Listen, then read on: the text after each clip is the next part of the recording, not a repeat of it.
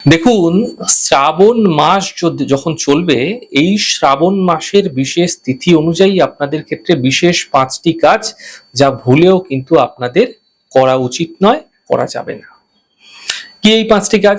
দেখুন, প্রথমত শ্রাবণ মাস চলাকালীন ভুল করেও পরনিন্দা, পরচর্চা, গুরুনিন্দা এইগুলো ভুলেও করবেন না। এই সময় কেন কি দেখুন, শ্রাবণ এসছে কোথা থেকে? শ্রাবণ কথাটা এসছে শ্রবণা নক্ষত্র থেকে। শ্রবণ করা মানে শোনা, যে শ্রবণ করে সে শোনে।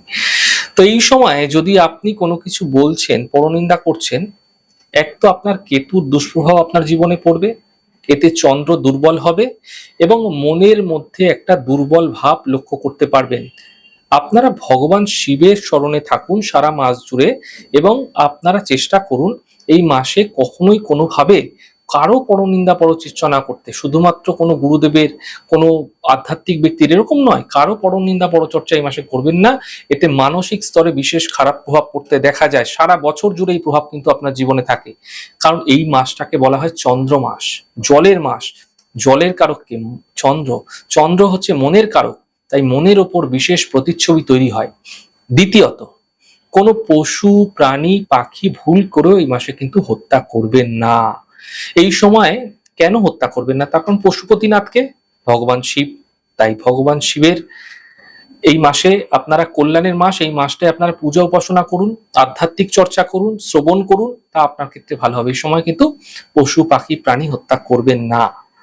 এই সময় কোনো শাক জাতীয় বস্তু সেবন করবেন না। এই সময় শাক জাতীয় বস্তু গ্রহণ করলে কি হবে? আপনার শরীরে কোনো ব্যাকটেরিয়া তৈরি হতে পারে, শারীরিক স্তরে কোনো খারাপ প্রভাব তৈরি হতে পারে। তাই এই সময় আপনারা শাক জাতীয় বস্তু, দ্রব্য খাবেন না।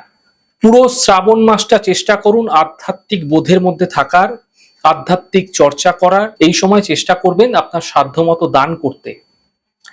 এই ৫টি জিনিস যদি আপনারা করছেন না, আপনার সাধ্যমতো যা কিছুই আপনি দান করতে পারেন। আপনি খাদ্যবস্তু দান করতে পারেন, আপনি অর্থ দান করতে পারেন, আপনার যখন যেরকম সামর্থ্য আপনি দান করুন। আর প্রত্যেক দিন পালন করার চেষ্টা করুন। পুরো শ্রাবণ মাসটাই আপনার ক্ষেত্রে গুরুত্বপূর্ণ, কোনো একটি দিন বা দুটি দিন নয়। শ্রাবণ মাসের অবশ্যই সোমবার অত্যন্ত গুরুত্বপূর্ণ, কিন্তু প্রতিটি দিন আপনার ক্ষেত্রে গুরুত্বপূর্ণ। তাই প্রত্যেকটা দিনকে কাজে লাগানোর চেষ্টা করুন। মনের মধ্যে একটা আলাদা তরঙ্গ দেখতে পাবেন। আপনার মন যেখানে খুব দ্রুত দুর্বল হয়ে যাচ্ছিল, সেগুলো কিন্তু কাটতে দেখতে পাবেন। এতে পুণ্যকর্মের কারণে শুভফল প্রাপ্তি ঘটতে দেখতে পাবেন। আপনারা আপনাদের জীবনে নিশ্চিতভাবে বিভিন্ন ক্ষেত্রে শুভফল দেখা যাবে।